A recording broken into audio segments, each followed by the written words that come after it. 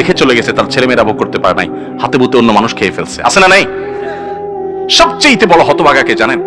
আল্লাহর জমিনে সবচেয়ে বড় দুর্ভাগা, সবচেয়ে বড় বেয়াকুব এবং নির্বোধ মানুষ হলো সে, যে যাদের জন্য চুরি করবে তারাও সে দায় নিবে না। কিয়ামতের দিন ছেলে আয়েশা বলবে না, আব্বা চুরিদারি ডাকাতি 2 নম্বরই যা করছেন, ঘুষ সুদ যা খাইছেন আমাদের জন্যই তো খাইছেন, আল্লাহ আমার আব্বারা জাহান্নামে দিয়ে না, আমাদের নিয়ে যান। বলবে না ভাই, কোরআন বলেছে ইয়াউমা ইয়াফিরুল মারউ মিন আখিহি ওয়া উম্মিহি ওয়া আবিহি ওয়া সাহিবাতিহি ওয়া বানি। সবাই ইয়া নাফসি নাফসি করবে, যাদের জন্য চুরি করবেন ওরাও দায় নিবে না। আপনার মতো নির্বোধ কে হতে পারে? সন্তানকে চুরির সম্পদ দিয়ে বড় করবেন না, সততা দিয়ে বড় করেন। আমাদের নাই যে মা বাপ বলে আমার সন্তান থাকুক আজ ঈমান আমলে সততার সাথে, সে মা বাপ নাই। মা বাপ নকল কিনে এনে দেয়, বাবা 2 নম্বরে করে পরীক্ষা দেয়।